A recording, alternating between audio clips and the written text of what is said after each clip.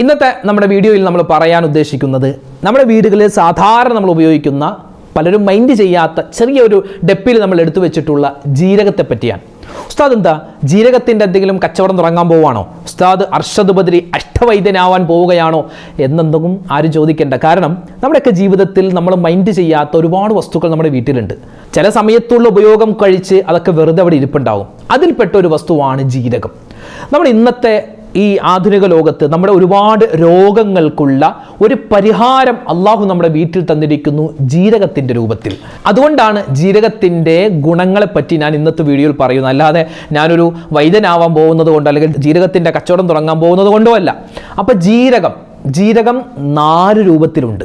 ആ 4 രൂപത്തിലുള്ള ജീരകത്തിനും 4 വ്യത്യസ്തമായ ഗുണങ്ങളാണ്. ജീരകം ഉപയോഗിച്ചാൽ കിട്ടുന്ന 15 ഗുണങ്ങൾ, 15 ഞാൻ ചുരുക്കി പറയുന്നു, ഒരുപാട് ഗുണങ്ങളുണ്ട്. അതുപോലെ തന്നെ ജീരകം അമിതമായാലും പ്രശ്നമാണ്. നമ്മൾ ജീരകം സാധാരണ ഇട്ട് തിളപ്പിച്ചിട്ട് വെള്ളം കുടിക്കുമല്ലോ, വമ്പൻ നേട്ടമാണ്. ഇനി തൊട്ട് ഈ നേട്ടങ്ങൾ കേട്ടാൽ പിന്നെ ജീരകവെള്ളം നിങ്ങൾ കുടിക്കാതിരിക്കൂല. അതോടൊപ്പം തന്നെ കരിഞ്ജീരകം, അല്ലേ, കാട്ടുജീരകം എന്നൊക്കെ പറഞ്ഞ പല ജീരകങ്ങളുണ്ട്. നബി സല്ലല്ലാഹു അലൈഹി വസല്ലം തങ്ങളുടെ ഹദീസിൽ കാണാം, ഈ കരിഞ്ജീരകം എന്ന് പറഞ്ഞാൽ മരണമൊഴികെ ബാക്കി എല്ലാ രോഗത്തിനും ശിഫയാണ്. അപ്പോൾ അത്രമാത്രം വലിയ ഗുണഫലങ്ങളുള്ള നമ്മുടെ വീട്ടിലുള്ള ആ ചെറിയ വസ്തുവായ ജീരകത്തെ പറ്റിയുള്ള വലിയൊരു ചർച്ചയാണ് ഇന്നത്തെ ക്ലാസ്സിലുള്ളത്. അപ്പോൾ ഇൻഷാ അല്ലാഹ് നേരെ നമുക്ക് വീഡിയോയിലേക്ക് പോവാം. അവസാനം വരെ കേൾക്കണേ, മറ്റുള്ളവർക്ക് എത്തിച്ചു കൊടുക്കണേ. അല്ലാഹു തആല നമ്മുടെ രോഗങ്ങൾക്കെല്ലാം ശിഫ തരട്ടെ. ആമീൻ. അസ്സലാമു അലൈക്കും വറഹ്മത്തുള്ളാഹി തആല വബറകാതുഹു. ബിസ്മില്ലാഹിർ റഹ്മാനിർ റഹീം. അൽഹംദുലില്ലാഹി വഖഫാ വസ്സലാമുൻ അലാ ഇബാദിഹിൽ ലദീന ഇസ്തഫാ അമ്മാ ബഅദ്. ബഹുമാന സ്നേഹം നിറഞ്ഞ സത്യവിശ്വാസികളെ, സഹോദരിമാരെ, സഹോദരങ്ങളെ, കരുണാവാരിധിയായ പടച്ച റബ്ബ് നമുക്കും നമ്മളോട് ബന്ധപ്പെട്ട എല്ലാവർക്കും ആഫിയത്തുള്ള ആരോഗ്യമുള്ള ദീർഘായുസ് അല്ലാഹു തആല നൽകുമാറാവട്ടെ. നമ്മുടെയൊക്കെ രോഗങ്ങൾ എന്തെല്ലാം ശാരീരികമായ മാനസികമായ ബുദ്ധിമുട്ടുണ്ടോ എല്ലാം അല്ലാഹു തആല രോഗങ്ങൾ മാറ്റി സന്തോഷമുള്ള ഒരു ജീവിതം അല്ലാഹു നമുക്ക് എല്ലാവർക്കും പ്രദാനിക്കുമാറാവട്ടെ. അതുപോലെ തന്നെ ഹോസ്പിറ്റലുകളിലൊക്കെ ഈ അഡ്മിറ്റായ ആളുകളുണ്ട്. അതുപോലെ തന്നെ ടെസ്റ്റിന് കൊടുത്തിട്ട് റിസൾട്ട് കാത്തിരിക്കുന്നവരുണ്ട്. പല സഹോദരന്മാരുടെയും സഹോദരങ്ങളുടെയൊക്കെ ശരീരത്തിൽ അവിടെ ഇവിടെയൊക്കെ ചെറിയ മുഴ പോലെ വന്ന് ചില കുരുക്കൾ വന്നിട്ട് അതിൽ നിന്നും കുത്തിയെടുത്ത് അത് പറിച്ച് അതൊക്കെ ടെസ്റ്റിന് അയച്ചിട്ടുണ്ട്. അപ്പോൾ ദുആ ചെയ്യണമെന്ന് ഒരുപാട് ആളുകൾ പറഞ്ഞിട്ടുണ്ട്. അല്ലാഹു റബ്ബുൽ ഇസ്സത്ത് അതിൻ്റെയൊക്കെ റിസൾട്ട് വരുമ്പോൾ ഒരു വിഷമം ഉണ്ടാകുന്ന, സങ്കടമുണ്ടാകുന്ന അവസ്ഥ വരാതെ അതൊക്കെ നമുക്ക് അനുകൂലമാകുന്ന ഒരവസ്ഥ അല്ലാഹു തആല തരുമാറാവട്ടെ. ആമീൻ. ഇപ്പോൾ ശരീരത്തിലൊക്കെ എന്തെങ്കിലും ഒരു തടിപ്പോ എന്തെങ്കിലും ഒരു ചെറിയൊരു കുരു പോലെ കണ്ടാൽ അപ്പം ബേജാറാണ്. ചിന്തകൾ പലതിലേക്കും പോകും. ഇത് വല്ല അസുഖമാണോ, മാറാരോഗമാണോ എന്നൊക്കെ അവർ ചിന്തിക്കുന്ന ഒരു അവസ്ഥയാണ്. അല്ലാഹു തആല എല്ലാ രോഗങ്ങളെ തൊട്ടും നമ്മളെ കാത്തുരക്ഷിക്കട്ടെ. ആമീൻ. ഒരുപാട് ആളുകൾ തളർന്നു പോകുന്ന ഒരു അവസ്ഥയാണ്. ഇപ്പോൾ നമ്മളിപ്പോൾ ഒരു ശരീരത്തൊരു മുഴയോ ഒരു ചെറിയൊരു കുരുവൊക്കെ ആയിട്ട് ഹോസ്പിറ്റലിൽ ചെന്നാൽ ആ ഹോസ്പിറ്റലിൻ്റെ രീതി തന്നെ അതൊന്ന് പരിശോധിക്കും. ഇനി അത് കീറിക്കളയേണ്ടതാണെങ്കിൽ അത് കീറും, അല്ല എടുത്തു കളയേണ്ടതാണെങ്കിൽ എടുത്തു കളയും.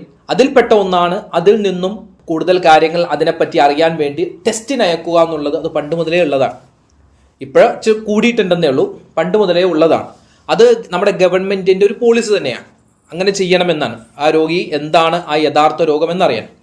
ഇതിപ്പോൾ ചെറിയൊരു കുരു വന്നാൽ പോലും നമ്മളെല്ലാവരും ബേജാറാകുന്ന ഒരവസ്ഥ ഇപ്പോൾ കണ്ടുവരുന്നുണ്ട്. അപ്പം അങ്ങനെ ബേജാറാവേണ്ട കാര്യമില്ല. ഇൻഷാ അല്ലാഹ് എനിക്കൊരു അസുഖം ഉണ്ടാവില്ല, എനിക്കൊരു പ്രയാസം ഉണ്ടാവില്ല എന്നുള്ള നല്ലൊരു വിശ്വാസം ആ രോഗിക്ക് കൊടുക്കണം. അതാണ് മറ്റുള്ളവർ ചെയ്യേണ്ടത്. അല്ലാതെ ടെസ്റ്റിന് ഇതുപോലെ തന്നെയാണ് അവരുടെയൊക്കെ ടെസ്റ്റിന് അയച്ചപ്പോൾ ഇങ്ങനെ വലിയൊരു അസുഖമായിരുന്നു, ക്യാൻസർ ആയിരുന്നു, ബ്രെയിൻ ട്യൂമർ ആയിരുന്നു എന്നൊക്കെ പറഞ്ഞ് പേടിപ്പിക്കുമ്പോൾ അത് അവർ മാനസികമായി തളർന്നു പോകും. അപ്പം അങ്ങനെ ആരും പേടിക്കേണ്ട കാര്യമില്ല. ഇൻഷാ അല്ലാഹ് അങ്ങനെ ആരെങ്കിലൊക്കെ ടെസ്റ്റിനായിട്ടൊക്കെ അയച്ചിട്ടുണ്ടെങ്കിൽ അല്ലാഹു തആല നമുക്ക് അനുകൂലമായ റിസൾട്ട് തന്ന് അനുഗ്രഹിക്കട്ടെ. നമ്മുടെ എല്ലാ രോഗങ്ങളും അല്ലാഹു ശിഫയാക്കട്ടെ. ആമീൻ. ഇൻഷാ അല്ലാഹ് നമുക്ക് നേരെ വിഷയത്തിലേക്ക് കിടക്കാം.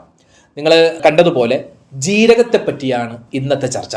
നമ്മളിപ്പോൾ 2-3 ആഴ്ചകളായി നമ്മളൊക്കെ സാധാരണ വീട്ടിൽ ഉപയോഗിക്കുന്ന ചില വസ്തുക്കളുണ്ട്. അതിൽ ഇഞ്ചി നമ്മൾ പറഞ്ഞു, അല്ലെ, വെളുത്തുള്ളിയെ പറ്റി നമ്മൾ പറഞ്ഞു, സാദാ ഉള്ളിയെ പറ്റി പറഞ്ഞു, അതുപോലെ സവോളയെ പറ്റി നമ്മൾ പറഞ്ഞു, അതുപോലെ ഉലുവ, അല്ലെ, ഉലുവയെ പറ്റി നമ്മൾ ഒരുപാട് ചർച്ച ചെയ്തു. പിന്നെ അത്തിപ്പഴത്തെ പറ്റിയുള്ള ഒരു വലിയ ചർച്ച നമ്മൾ മുമ്പ് നടത്തിയിരുന്നു. ഈത്തപ്പഴത്തെ പറ്റി നമ്മൾ പറഞ്ഞിരുന്നു. അപ്പൊ നമ്മൾ സാധാരണ നമ്മുടെ വീടുകളിൽ ഉപയോഗിക്കുന്ന ഒരുപാട് വസ്തുക്കളുണ്ട്. ആ വസ്തുക്കൾക്കൊക്കെ നമ്മൾ അറിയാത്ത പല ഗുണങ്ങളുമുണ്ട്. പക്ഷെ നമുക്ക് ഗുണങ്ങളൊക്കെ അറിയാമെങ്കിലും നമ്മൾ ഇപ്പോൾ ഒരു പനി വന്നാൽ നമ്മൾ എന്ത് ചെയ്യും? നേരെ ഹോസ്പിറ്റലിലേക്ക് പോകുന്നത്. പക്ഷെ പണ്ടുള്ള ആളുകളോ പണ്ടുള്ള ആളുകൾ നമ്മുടെ വീട്ടിൽ തന്നെയുള്ള ചില വസ്തുക്കൾ, ഇഞ്ചി, അതുപോലെ തന്നെ വെളുത്തുള്ളിയും ചുക്കും ഒക്കെ ഇടിച്ച് എന്തെങ്കിലും ഒരു ശർക്കരയൊക്കെ ഇട്ട് അല്ലെങ്കിൽ ചുക്കൊക്കെ ഇട്ട് ഇങ്ങനെ ഒരു കാപ്പി പോലെയോ അല്ലെങ്കിൽ ജീരകം വറുത്ത് പൊടിച്ച് വെള്ളം ചൂടാക്കി അങ്ങനെയൊക്കെ പല നാടൻ മരുന്നുകൾ തരുമ്പോൾ തന്നെ പകുതി ആശ്വാസം നമുക്കുണ്ടാകും. എന്നിട്ടും മാറുന്നില്ലെങ്കിൽ മാത്രമേ അവർക്ക് ഹോസ്പിറ്റലിൽ പോകുമായിരുന്നുള്ളൂ. ഇന്നിപ്പോൾ ചെറിയ പനിയാണെങ്കിൽ ഇവ പറയുന്ന എൻ്റെ വീട്ടിലെ അവസ്ഥ ഏതാണ്, നമ്മുടെയൊക്കെ വീടുകളിലൊക്കെ അവസ്ഥ അതാണ് അല്ലെ, നേരെ ഹോസ്പിറ്റലിലേക്ക് പോവുകയാണ്, ഇംഗ്ലീഷ് മരുന്ന് കഴിക്കുന്നു അല്ലെ. അപ്പൊ അങ്ങനെയാണ് അവസ്ഥ. അപ്പോൾ പറഞ്ഞു വരുന്നത്, ജീരകം സാധാരണ നമ്മുടെ വീടുകളിൽ നമ്മൾ എല്ലാം ഒഴിവാക്കാതെ ഉപയോഗിക്കുന്നൊരു വസ്തുവാണ്. ജീരകത്തെ പറ്റി പറയുമ്പോൾ ജീരകം മൊത്തത്തിൽ 4 വിധമാണ്. ഒന്ന് സാധാ ജീരകം, രണ്ടാമത്തേത് പെരിഞ്ജീരകം, മൂന്നാമത്തേത് കരിഞ്ജീരകം, നാലാമത്തേത് കാട്ടുജീരകം. അപ്പം 4 തരത്തിലുള്ള ജീരകമാണ് സാധാരണയായി നമ്മൾ ഉപയോഗിക്കുന്നത്. ഇതിൽ ഈ സാധാ ജീരകവും പെരിഞ്ജീരകവുമാണ് നമ്മുടെ വീടുകളിൽ സുലഭമായി ഉണ്ടാവുക. കരിഞ്ജീരകവും കാട്ടുജീരകവും വളരെയധികം വിരളമായിരിക്കും. എന്നാലും കരിഞ്ജീരകം ഉപയോഗിക്കുന്ന ഒരുപാട് ആളുകളുമുണ്ട്. നമ്മുടെ വീടുകളിൽ സാധാരണ ഉപയോഗിക്കുന്ന ഭക്ഷണത്തിന് ചേർക്കാറുണ്ട് അല്ലേ. ബിരിയാണി ആവട്ടെ, മറ്റ് കറികളാവട്ടെ, അതിലൊക്കെ നമ്മൾ ജീരകം ചേർക്കാറുണ്ട്. അതുപോലെ മരുന്നുകളിൽ ഇപ്പോൾ ഈ ദശമൂല ജീരകാരിഷ്ടം അല്ലെ, ജീരകത്തിൻ്റെ ആ സത്തും ചേർന്നിട്ടുള്ള ഒരു മരുന്നാണ്, ഒരു അരിഷ്ടമാണത്. അതുപോലെ തന്നെ ജീരകാരിഷ്ടം എന്നും ദശമൂല ജീരകാരിഷ്ടം എന്നൊക്കെ വേർതിരിച്ചിട്ടുള്ള ഒരുപാട് ഈ അരിഷ്ടങ്ങളുണ്ട്, മരുന്നുകളുണ്ട്. അതുപോലെ ലേഹ്യങ്ങളിലൊക്കെ പണ്ടിലെ ഈ ആയുർവേദ മരുന്നുകളിൽ ഭൂരിഭാഗവും ഈ ജീരകവും ഇതൊക്കെ അരച്ച് ചേർക്കുന്നതാണ്. അതുപോലെ നമ്മൾ വെള്ളം തിളപ്പിച്ച് കുടിക്കാനും ജീരകം ഉപയോഗിക്കാറുണ്ട് അല്ലേ. ഇന്ത്യയിലാണ് ഏറ്റവും കൂടുതൽ ജീരകം കൃഷി ചെയ്യുന്നത്. ഇന്ത്യയാണ് ഏറ്റവും കൂടുതൽ ജീരകം മറ്റ് രാജ്യങ്ങളിലേക്ക് കയറ്റുമതി ചെയ്യുന്നതും. അപ്പോൾ ജീരകം, നമുക്കതിനെ ജീരകത്തെ പറ്റി ഇനി കൂടുതൽ വിശദീകരിക്കേണ്ട കാര്യമൊന്നുമില്ല, നമുക്കറിയാവുന്ന വസ്തുവാണ്. നമ്മുടെയൊക്കെ വീടുകളിൽ ചെറിയൊരു ടിന്നിൽ, ചെറിയൊരു ഡപ്പിയിൽ നമ്മൾ അടച്ചു സൂക്ഷിക്കുന്ന ഒരു വസ്തുവാണ്. പിന്നെ ഈ മൊത്തത്തിൽ ജീരകത്തിന് ഒരുപാട് ഗുണങ്ങളുണ്ട്. നമുക്ക് ആദ്യം ആ ഗുണങ്ങളൊന്ന് കേൾക്കാം. ഞാനിവിടെ ഏകദേശം ഒരു 15ഓളം ഗുണങ്ങളാണ് പറയുന്നത്. പക്ഷെ 15 ഒരുപാട് ഗുണങ്ങൾ നമ്മുടെ ഡോക്ടർമാർ പറയുന്നുണ്ട്, നമ്മുടെ കാർന്നോമാർക്കറിയാം. അതിൽപ്പെട്ട ഒന്നാണ്, ഏറ്റവും വലിയ ഒരു ഗുണമാണ് ദഹനം എളുപ്പമാക്കാൻ സഹായിക്കുന്നു എന്നുള്ളത്. അതിന് നമ്മൾ ഭക്ഷണം കഴിച്ച് കഴിഞ്ഞിട്ട് ഉടൻ തന്നെ വെള്ളം കുടിക്കുന്ന സ്വഭാവം അത് ഭക്ഷണത്തെ ദഹിപ്പിക്കാൻ താമസിപ്പിക്കും. അപ്പോൾ അതുകൊണ്ട് ഒരു 20 മിനിറ്റെങ്കിലും കഴിഞ്ഞിട്ട് അല്ലെങ്കിൽ ഒരു അരമണിക്കൂർ കഴിഞ്ഞിട്ടാണ് ആയുർവേദവും അല്ലെ എല്ലാ ഡോക്ടർമാരും പറയുന്നത് ഭക്ഷണം കഴിച്ച് ഉടൻ തന്നെ വെള്ളം കുടിക്കരുത്, കുറച്ച് കഴിഞ്ഞിട്ട് വെള്ളം കുടിക്കാനാണ്. എന്തുമാവട്ടെ, അപ്പോൾ ഈ ഭക്ഷണം കഴിച്ചതിന് ശേഷം ഈ ജീരകമിട്ട് തിളപ്പിച്ച വെള്ളം ഒരു 20 മിനിറ്റ് കഴിഞ്ഞ് കുടിക്കുന്നത് നമ്മൾ കഴിച്ച ഭക്ഷണം വേഗം ദഹിപ്പിക്കാൻ സഹായിക്കുന്നു, നല്ല രൂപത്തിൽ ദഹിപ്പിക്കാൻ സഹായിക്കുന്നു. അതുപോലെ തന്നെ മലബന്ധം അകറ്റുന്നു. ജീരകവെള്ളം, ഈ ജീരകവെള്ളത്തിന് ഒരുപാട് ഗുണങ്ങളുണ്ട്. ജീരകവെള്ളം അതിന് ഒരുപാട് ഗുണങ്ങളുണ്ട്, ഒരുപാടുണ്ട്. ജീരകവെള്ളത്തിൻ്റെ ഗുണങ്ങൾ ഇന്നിപ്പോൾ ഡോക്ടർമാരൊക്കെ പറയുന്നത് രക്തത്തെ ശുദ്ധീകരിക്കും, നമ്മുടെ ബ്ലഡ് അതിനെ ഹെൽത്തി ആക്കാനും അതിനെ ശുദ്ധിയാക്കാനും പറ്റുന്നു. പനിയുള്ള ആളുകൾക്ക് ഈ ജീരകവെള്ളം കുടിച്ചാൽ പനി കുറയും. അതുപോലെ തന്നെ ഗർഭിണികളായ സഹോദരിമാർ അല്ലെങ്കിൽ പ്രസവം കഴിഞ്ഞ ആളുകൾ അവർ ഇടയ്ക്കിടയ്ക്ക് ജീരകവെള്ളം കുടിക്കുന്നത് അവരുടെ ഈ മുലപ്പാൽ വർദ്ധിക്കാൻ സഹായിക്കുന്നു. അതുപോലെ തന്നെ കൊളസ്ട്രോൾ കുറയ്ക്കാൻ ജീരകവെള്ളം കുടിക്കുന്നത് നല്ലതാണ്. ഗ്യാസ് ട്രബിൾ കുറയ്ക്കാൻ ജീരകവെള്ളം കുടിക്കുന്നത് നല്ലതാണ്. അതുപോലെ തന്നെ കുടവയർ അല്ലേ, ഇന്നിപ്പോൾ ഒരുപാട് ആളുകൾക്കുള്ള ഇതാണ് കുടവയർ, ആണിനും പെണ്ണിനും ഒക്കെ ഉണ്ടാവും കുടവയർ. എന്നാൽ ഈ കൊഴുപ്പിങ്ങനെ അടിഞ്ഞു കിടന്നിട്ടാണ്. അപ്പോൾ കുടവയർ കുറയ്ക്കാൻ ജീരകവെള്ളം, അത് വെളുപ്പിന് വെറും വയറ്റിൽ ജീരകവെള്ളം അല്പം കുടിക്കുന്നത് നല്ലതാണ്. എന്തിന്? നമ്മുടെ ശരീരത്തിൽ പ്രത്യേകിച്ച് നമ്മുടെ വയറിൽ അടിഞ്ഞുകൂടിയിട്ടുള്ള കൊഴുപ്പ് കുറയ്ക്കാൻ നല്ലതാണ്. എന്തിനേറെ ഡോക്ടർമാർ പറയുന്നു, നമ്മുടെ ശരീരത്തിൽ ക്യാൻസർ അതുണ്ടാക്കുന്ന ചില സെല്ലുകൾ, ചില കോശങ്ങളുണ്ട്, ആ കോശങ്ങളെ നശിപ്പിക്കാൻ വരെ ജീരകവെള്ളത്തിന് സാധിക്കും എന്ന് ഡോക്ടർമാർ പറയുന്നു. ജീരകവെള്ളം പതിവായി കുടിക്കുന്നത് ശരീരഭാരം കുറയ്ക്കാനും നമുക്ക് സഹായകമാണ്. ഈ ജീരകവെള്ളം എന്ന് പറഞ്ഞാൽ ഒരു ദിവസമാണ് അതിൻ്റെ ഒരു ഗ്യാരണ്ടി പറയാൻ പറ്റുള്ളൂ. ഇപ്പോൾ ഇന്ന് രാവിലെ തിളപ്പിച്ച ജീരകവെള്ളം ഇന്ന് രാത്രിയൊക്കെ ആകുമ്പോൾ തന്നെ പതിയെ അതിനൊരു ചുവകേടും പിന്നെ അതിൻ്റെ കളറൊക്കെ മാറാൻ സാധ്യതയുണ്ട്. അപ്പോൾ അതുകൊണ്ട് ഇത് തിളപ്പിച്ച ഉടൻ തന്നെ കുടിച്ചു തീർക്കുക, അതാണ് ഏറ്റവും നല്ലത്. അതിങ്ങനെ വെച്ചുകൊണ്ടിരുന്നാൽ അത് കേടായി പോകാൻ സാധ്യതയുണ്ട്. പിന്നെ നമ്മുടെ ഈ ജീരകം അത് ഉപയോഗിക്കുന്നത് നമ്മുടെ ചർമ്മത്തിന്, നമ്മുടെ തൊലിക്ക് നിറം വെക്കാൻ എന്ന് പറഞ്ഞാൽ ഈ ആരോഗ്യ സംരക്ഷണത്തോടൊപ്പം തന്നെ സൗന്ദര്യ സംരക്ഷണം ഇന്ന് നോക്കുന്ന ആളുകളാണ് ഇന്നത്തെ നമ്മുടെ യുവതലമുറ, ഇന്നത്തെ ആണും പെണ്ണുമൊക്കെ. അപ്പോൾ അവർക്കുള്ള കുറേ മരുന്ന് വാരി തേക്കുന്നതിനേക്കാളൊക്കെ നല്ലത് ഈ ജീരക വെള്ളം കുടിക്കുക, അല്ലെങ്കിൽ ജീരകം നമ്മുടെ ഭക്ഷണത്തിൽ ചേർക്കുക. അതെന്താണ്? നമ്മുടെ ചർമ്മത്തിന് നല്ലതാണ്, മുടിയുടെ ആരോഗ്യത്തിന് നല്ലതാണ്. ഗർഭിണികളായ സഹോദരിമാർക്ക് അവർക്ക് ഒരുപാട് അസ്വസ്ഥതകൾ, വയറ് സംബന്ധമായ അസ്വസ്ഥതകൾ, പ്രത്യേകിച്ച് ഈ മലം പോവാത്തൊരു ബുദ്ധിമുട്ടൊക്കെ ചിലപ്പോൾ ചില ആളുകൾക്ക് ഉണ്ടാകും. അപ്പോൾ അങ്ങനെയുള്ള ആ ഒരു ബുദ്ധിമുട്ട്, വയറ് സംബന്ധമായ ബുദ്ധിമുട്ട് മാറാൻ ഈ വെള്ളം അല്പം ചൂടോടുകൂടി പതിയെ പതിയെ കുടിക്കൽ നല്ലതാണ്. നല്ല ഉറക്കം കിട്ടാൻ ജീരകവെള്ളം കുടിക്കൽ നല്ലതാണ്. നമ്മുടെ ഈ കഫക്കെട്ട്, ആസ്മ അത് ഉണ്ടാവാതിരിക്കാൻ നല്ലതാണ്. പിന്നെയും രക്തസമ്മർദ്ദം, BP കുറയ്ക്കാൻ ജീരകവെള്ളം നല്ലതാണ്. വെറും വയറ്റിൽ ജീരകവെള്ളം കുടിക്കുന്നത് നമ്മുടെ തടി കുറക്കുന്നതാണ്. വ്യായാമം ചെയ്യുന്ന ഒരാളാണെങ്കിൽ ആ വ്യായാമത്തിന് ശേഷം വെള്ളം കുടിക്കുകയാണെങ്കിൽ ഈ ജീരകവെള്ളം കുടിക്കുന്നത് ശരീരത്തിലെ കൊഴുപ്പുകൾ വേഗം തന്നെ ഇല്ലായ്മ ചെയ്യാൻ ഉപയോഗപ്പെടുന്നതാണ്. അതുപോലെ ഗ്യാസ്, അസിഡിറ്റി അത് മാറ്റാൻ ഏറ്റവും നല്ല ഒരു അമൂല്യമായ നിധിയാണ് ഈ ജീരകം ഇട്ട് തിളപ്പിക്കുന്ന വെള്ളം. അതുപോലെ ആമാശയത്തെ ശക്തിപ്പെടുത്തും. ഇങ്ങനെ ഒരുപാട് ഗുണങ്ങൾ മൊത്തത്തിൽ ജീരകത്തെ എടുത്തു നോക്കിയാൽ നമുക്ക് കാണാൻ പറ്റും. നമ്മൾ പറഞ്ഞു ജീരകം 4 വിധമാണ്. അതിൽപ്പെട്ട ഒന്ന് ഇപ്പോൾ സാധാരണ ജീരകം അല്ലേ, അത് നമ്മൾ സാധാരണ ഉപയോഗിക്കാറുണ്ട്, വെള്ളം തിളപ്പിക്കാനും ഒക്കെ അതാണ് ഉപയോഗിക്കുന്നത്. പിന്നെ ഒരു അല്പം ഇച്ചിരി കട്ടി കൂടിയതാണ് പെരുംജീരകം. ഈ പെരുംജീരകം അതും ഒരുപാട് ഗുണങ്ങളുള്ളതാണ്. അതായത് ഛർദി, വയറ് സംബന്ധമായ അസ്വസ്ഥതകൾ ഇതൊക്കെ മാറാൻ വേണ്ടി ഈ പെരുംജീരകം വറുത്തിട്ട് ആ വറുത്ത പെരുംജീരകം വെള്ളം തിളപ്പിച്ച് കുടിച്ചാൽ വയറ് സംബന്ധമായ ഏത് വയറിളക്കത്തിനും നല്ലതാണ് പെരുംജീരകം വറുത്ത് അത് ഇട്ട് തിളപ്പിച്ച് വെള്ളം കുടിക്കുക. പിന്നെ കാട്ടുജീരകം അത് വളരെ വിരളമാണ്, ഒരല്പം തടി കൂടിയ ഒരു സാധനമാണ് ഈ കാട്ടുജീരകം. അത് ത്വക്ക് രോഗങ്ങൾക്ക് നല്ലതാണ്. ത്വക്ക് രോഗങ്ങൾ, ഈ ചൊറി, അതുപോലെ സോറിയാസിസ് അതൊക്കെ മാറാൻ അതിട്ട് തിളപ്പിച്ച വെള്ളം നല്ലതാണ്. അതുപോലെ തന്നെ ഈ കാട്ടുജീരകവും നാരങ്ങാ നീരുമായി അരച്ച് തലയിൽ ചേർത്താൽ താരൻ, കരപ്പൻ, അതുപോലെ പേൻ, അതുപോലെ മുടി പൊട്ടിപ്പോവുക അതൊക്കെ മാറാൻ നല്ലതാണെന്ന് നമുക്ക് ഡോക്ടർമാർ പറഞ്ഞു തരുന്നു. പിന്നെ ഈ കരിഞ്ജീരകം, ഇനി അതാണ് നമ്മുടെ പ്രധാനപ്പെട്ട ഒരു ചർച്ച. ജീരകത്തിൽപ്പെട്ട ഒരു വിഭാഗമാണ് കരിഞ്ജീരകം. അത് തന്നെ കറുത്തിരിക്കുന്ന കറുത്ത ഒരു ജീരകമാണ് കരിഞ്ജീരകം. ഹദീസുകളിലൊക്കെ ഒരുപാട് നിരവധി നേട്ടങ്ങൾ ഈ കരിഞ്ജീരകത്തെ പറ്റി പറയുന്നുണ്ട്. നമ്മളൊക്കെ നമ്മുടെ വീടുകളിൽ ഉണ്ടാകും, ചിലപ്പോൾ ഉണ്ടാകും, ഭൂരിഭാഗം ആളുകളും അത് ചിലപ്പോൾ കണ്ടിട്ട് പോലും ഉണ്ടാവില്ല, ചിലപ്പോൾ കണ്ടിട്ടുണ്ടാകും, ഉപയോഗിച്ചിട്ടുണ്ടാവില്ല. അതൊന്ന് ഉപയോഗിച്ച് നോക്കണം. കാരണം നബി സല്ലല്ലാഹു അലൈഹി വസല്ലമ തങ്ങൾ കരിഞ്ജീരകത്തെ പറ്റി പറയുന്നത് മരണം ഒഴികെ എല്ലാ രോഗങ്ങൾക്കും ശിഫയാണ് കരിഞ്ജീരകം. നബി തങ്ങളുടെ ഒരു ഹദീസിൽ കാണാം, ഹബ്ബത്തിസ് സൗദാ ശിഫാഉം മിൻ കുല്ലി ദാ. കരിഞ്ജീരകം എല്ലാ രോഗങ്ങൾക്കും, മരണം ഒഴികെയുള്ള എല്ലാ രോഗങ്ങൾക്കും ശിഫയാണ് എന്ന് വെച്ചാൽ അതെപ്പോഴും ഇങ്ങനെ തിന്നോണ്ടിരിക്കണം എന്നല്ല പറഞ്ഞത്. അത് ഉപയോഗിക്കേണ്ട രൂപത്തിൽ ഉപയോഗിച്ചാൽ എല്ലാ രോഗങ്ങൾക്കും ശിഫ കിട്ടുന്ന ഒരു വസ്തുവാണ്. പിന്നെ കരിഞ്ജീരകം അമിതമായി ഏത് വസ്തുവാണെങ്കിലും അമിതമായി ഉപയോഗിച്ചാൽ അത് കേടാൻ. ഈ കരിഞ്ജീരകം ഒരാൾ അങ്ങനെ ചെയ്തു. കരിഞ്ജീരകം വെറുതെ എപ്പോഴും ഇങ്ങനെ കഴിച്ചുകൊണ്ടിരുന്നു. ഒരു കുറച്ച് നാൾ കഴിഞ്ഞപ്പോൾ അയാളുടെ കിഡ്നിക്ക് ഭയങ്കര കംപ്ലൈൻറ്റ് ഉണ്ടായി. അപ്പോൾ ഡോക്ടർമാർ പറഞ്ഞത് ഈ കരിഞ്ജീരകത്തിൻ്റെ ഉപയോഗം എന്നാണ്. പക്ഷേ നബി തങ്ങളുടെ ഹദീസോ കരിഞ്ജീരകം എല്ലാ രോഗത്തിനും ശിഫയാണെന്നേ പറഞ്ഞിട്ടുള്ളൂ. അത് പറഞ്ഞ് എപ്പോഴും കഴിക്കണമെന്ന് നബി തങ്ങൾ പറഞ്ഞിട്ടില്ല.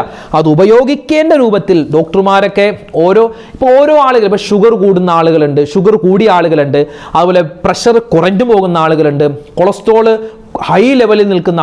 അപ്പം ഈ ഓരോ ആളുകളുടെയും ആരോഗ്യസ്ഥിതി അനുസരിച്ച് ഓരോ വസ്തുവും വ്യത്യസ്തമായ അളവിലായിരിക്കണം ഉപയോഗിക്കേണ്ടത്. എല്ലാവർക്കും ഒരേപോലെ ആയിരിക്കില്ല. അപ്പോൾ അതുകൊണ്ട് അതൊക്കെ കൃത്യമായി ഡോക്ടർമാരോടൊക്കെ ചോദിച്ചിട്ട് വേണം ചെയ്യാൻ. ഉപയോഗിക്കേണ്ട രീതിയിൽ നമ്മൾ ഉപയോഗിച്ചാൽ ഏത് വസ്തുവും നമുക്ക് ഗുണപ്രദമാണ്. ഇപ്പോൾ എൻ്റെ ഒരു സുഹൃത്ത് അദ്ദേഹം ഒരു യൂട്യൂബിൽ നോക്കിയപ്പോൾ കരിഞ്ജീരകം കൊണ്ടുള്ള എണ്ണ തേച്ചാൽ മുടി കറുക്കും, മുടി വളരും, താടി വളരും എന്നൊക്കെ കേട്ടപ്പോൾ അദ്ദേഹം എന്ത് ചെയ്തു, ഒരു മാർക്കറ്റിൽ നിന്ന് ഒരു നല്ല കരിഞ്ജീരകം, വില കൂടിയ കരിഞ്ജീരകം വാങ്ങിച്ചു. അത് കിടക്കാൻ നേരത്തെടുത്ത് തലയിൽ തേച്ചിട്ട് കിടക്കും. പിറ്റേന്ന് അദ്ദേഹം ഒരു പള്ളിയിൽ ഇമാമാണ്, പക്ഷേ രാവിലെ സുബഹിക്ക് എണീക്കാൻ പറ്റില്ല, ഭയങ്കര ഉറക്കം. മാത്രമല്ല ഒരു 2 ദിവസം കഴിഞ്ഞപ്പോൾ എഴുന്നേറ്റ് നിൽക്കാൻ പറ്റുന്നില്ല, അതിങ്ങനെ തല ഇങ്ങനെ കറങ്ങുക. അദ്ദേഹം ഏത് സമയത്തും ഇപ്പോൾ ഈ നമ്മൾ തൊപ്പി വെക്കും, പിന്നെ തലപ്പാവ് തലയിൽ കെട്ടുമല്ലോ, തലപ്പാവ് കെട്ടും. അപ്പോൾ അദ്ദേഹം എന്ത് ചെയ്യും, അതൊക്കെ കെട്ടുന്നതിന് മുമ്പ് കുളിച്ചൊക്കെ കഴിഞ്ഞിട്ട് കുറച്ച് അതൊക്കെ എടുത്തിട്ട് എപ്പോഴും തലയിൽ കരിഞ്ജീരക എണ്ണ ഉണ്ടാവും. മൂപ്പര് വിചാരിച്ചെന്താ, അങ്ങനെ എപ്പോഴും ഉപയോഗിച്ചാൽ നല്ല മുടിയൊക്കെ ഇങ്ങനെ വളരുന്നാണ്. പക്ഷെ അതെന്താണ്, എതിരായി ഭവിച്ചു. എപ്പോഴും തലകറക്കം, എപ്പോഴും ക്ഷീണം. അപ്പോൾ അത് മരുന്നാണ്, പക്ഷെ അത് എപ്പോഴും ഉപയോഗിക്കേണ്ട ഒരു വസ്തുവല്ല. ഉപയോഗിക്കേണ്ട രീതിയിൽ ഉപയോഗിക്കണം. എന്നിട്ട് ആ തലകറക്കത്തിന് ഡോക്ടറെ കണ്ടു. അപ്പോൾ ഡോക്ടർ പറഞ്ഞു അത് ഉപയോഗിക്കാം, പക്ഷെ അത് അങ്ങനെ ഇങ്ങനെയൊക്കെയാണ് ഉപയോഗിക്കേണ്ടതെന്നൊക്കെ പറഞ്ഞപ്പോൾ ആ രൂപത്തിൽ ഉപയോഗിച്ചപ്പോൾ കുഴപ്പമില്ല. അപ്പോൾ ഏത് വസ്തുവാണെങ്കിലും അത് തേൻ ശിഫയാണ്, ഖുർആൻ പറഞ്ഞതാണ് അല്ലേ. ഈത്തപ്പഴം നമുക്ക് കഴിക്കാം, അത് പക്ഷേ എപ്പോഴും ഈത്തപ്പഴം, സദാസമയം ഈത്തപ്പഴം അത് പറ്റൂല. അതുപോലെ ഈ നട്ട്സ് കഴിക്കൽ നല്ലതാണ്, എപ്പോഴും നട്ട്സ്. അതുപോലെ ഇപ്പം എന്തിന് നമ്മൾ വെള്ളം കുടിക്കുമല്ലോ അല്ലേ, നമ്മൾ വെള്ളം കുടിക്കുന്നു.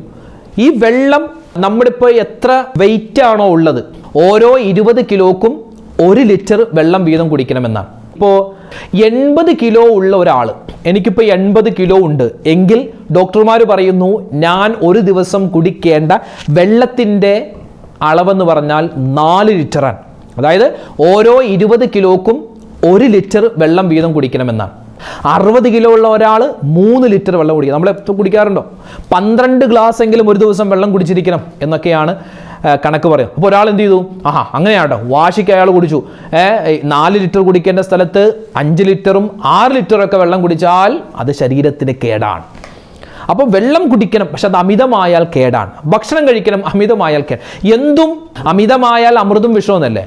കാവോ പിയോ ഇസ്രാഫ് മത്കരോ, ഇതൊരു ആപ്തവാക്യമാണ്. കഴിച്ചോ കുടിച്ചോ, പക്ഷേ അമിതമായാൽ വിഷമാണ് എന്നാണ് ഒരു ഉറുദു വാക്യമുള്ളത്. പറഞ്ഞു വരുന്നത് വൈറസ്, ഇപ്പോൾ നമ്മൾ പറയുന്നത് കരിഞ്ജീരകത്തെ പറ്റിയാണ്.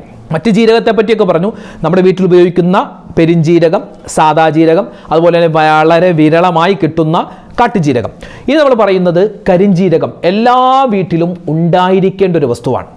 കരിഞ്ജീരകം പെട്ടെന്നൊരു തുമ്മൽ വന്നു, ഒരു എന്താ പറയുക ജലദോഷം വന്നു, ആ കരിഞ്ജീരകം എടുത്തിട്ട് ചെറിയ ഒരു വെള്ള തുണി, അതിൽ കുറച്ച് കരിഞ്ജീരകം എടുത്ത് ഇങ്ങനെ നമ്മൾ കിഴി പോലെ, ചെറിയൊരു കിഴി പോലെ ആക്കിയിട്ട് ഇങ്ങനെ ഉരച്ചിട്ട് വലിച്ചുണ്ടല്ലോ പമ്പ കിടക്കും.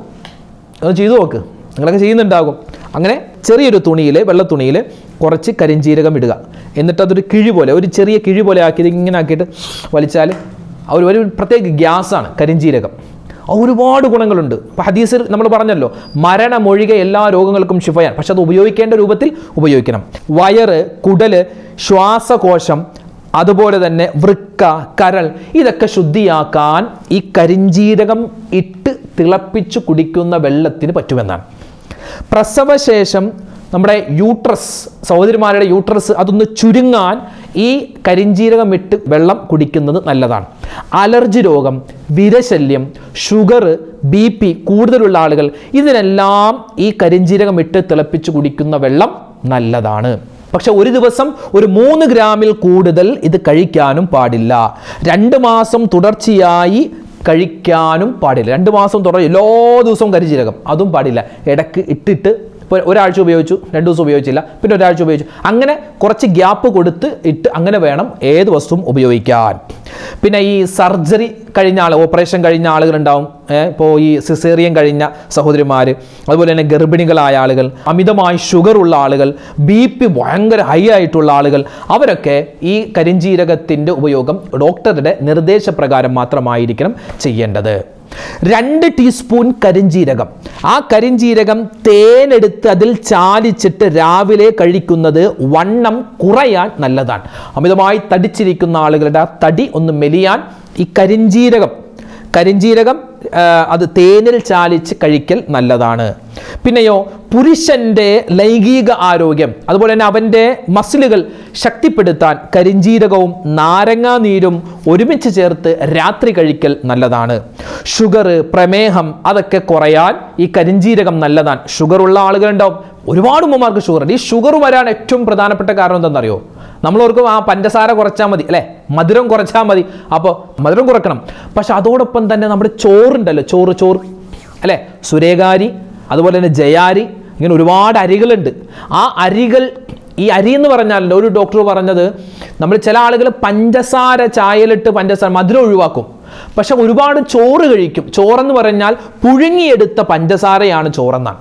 അപ്പോൾ ചോറ് പരമാവധി കുറച്ച് കഴിക്കുക. പക്ഷെ നമുക്ക് കേരളക്കാരെ സംബന്ധിച്ചിടത്തോളം അത് പറ്റൂല. ഉച്ചക്ക് നല്ല രൂപത്തിൽ കഴിക്കുക, രാത്രി എന്തെങ്കിലും ചപ്പാത്തി പോലെയുള്ള കാര്യങ്ങൾ കഴിച്ച് നമ്മുടെ ശരീരത്തെ ഒന്ന് പാകപ്പെടുത്തിയെടുക്കൽ നല്ലതാണെന്നൊക്കെ ഇങ്ങനെ ഡോക്ടർമാർ പറയുന്നു. ഞാൻ നിങ്ങൾക്ക് പറഞ്ഞു തരുന്നു. അത് ജീവിതത്തിൽ പ്രാവർത്തികമാക്കിയാൽ പകുതി അസുഖങ്ങൾ കുറയും. ഇപ്പോൾ പലരും പറയാറുണ്ട്, നബി സല്ലല്ലാഹു അലൈഹി വസല്ലം തങ്ങളൊക്കെ നല്ല ഭക്ഷണം കഴിച്ചു. നബിയൊക്കെ നല്ല ഭക്ഷണം കഴിച്ചിട്ടുണ്ട്.